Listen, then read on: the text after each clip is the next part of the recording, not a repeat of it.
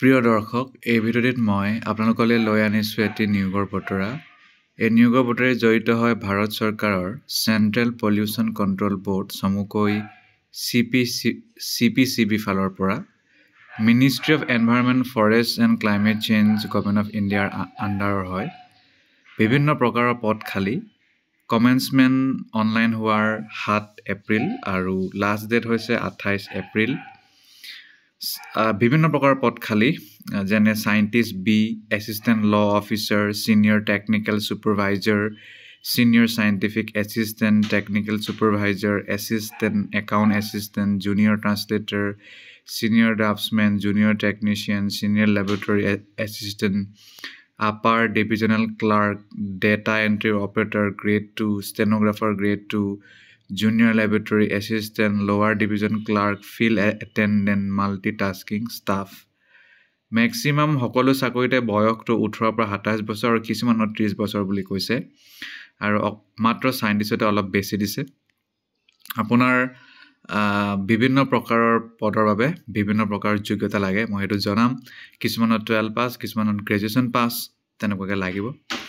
SC ST 5 বছৰ ৰেহাই, OBC 3 আৰু PWD সকলো কেটেগৰী চাই 10, 13, 15, এক্স ছাৰ্ভিচমেন 5, তেনেকুৱাকৈ ৰেহাই দিয়া আছে। ইয়াৰ বাহিৰে এতিয়া আমি আহোঁ যে শিক্ষাগত অৰ্হতা কি কি লাগিব। চাইণ্টিষ্ট বিৰ কাৰণে বেচেলৰ ডিগ্ৰী ইঞ্জিনিয়াৰিং টেকন'লজি লাগে, আৰু এছিষ্টেণ্ট ল অফিচাৰৰ বাবে ল ডিগ্ৰী লাগিব, সেইটো জানে আপোনালোকে। ছিনিয়ৰ টেকনিকেল ছুপাৰভাইজাৰৰ বাবে bachelor degree in instrumentation engineering, senior scientific এছিষ্টেণ্টৰ কাৰণে মাষ্টাৰ ডিগ্ৰী লাগিব ছায়েন্সত, টেকনিকেল ছুপাৰভাইজাৰৰ কাৰণে মেকানিকেল ইঞ্জিনিয়াৰিং ডিগ্ৰী, এছিষ্টেণ্টৰ কাৰণে গ্ৰেজুৱেশ্যন কৰিলেই হ'ব, খালী টাইপিং পাৰিব লাগিব।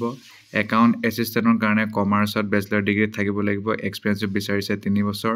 জুনিয়ৰ ট্ৰান্সলেটৰৰ বাবে মাষ্টাৰ ডিগ্ৰী থাকিব লাগিব, হিন্দী নহ'লে ইংৰাজী, আৰু হিন্দী নহ'লে ইংৰাজী বিষয় পঢ়া হ'ব লাগিব।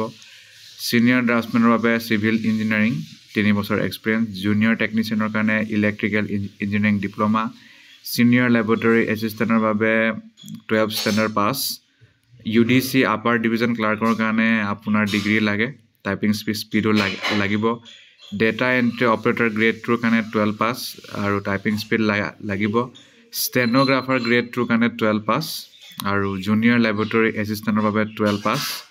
লোৱাৰ ডিভিজন ক্লাৰ্কৰ কাৰণে 12 পাছ, ফিল্ড এটেণ্ডেণ্টৰ কাৰণে 10 পাছ, মাল্টিটাস্কিঙৰ কাৰণে 10 পাছ।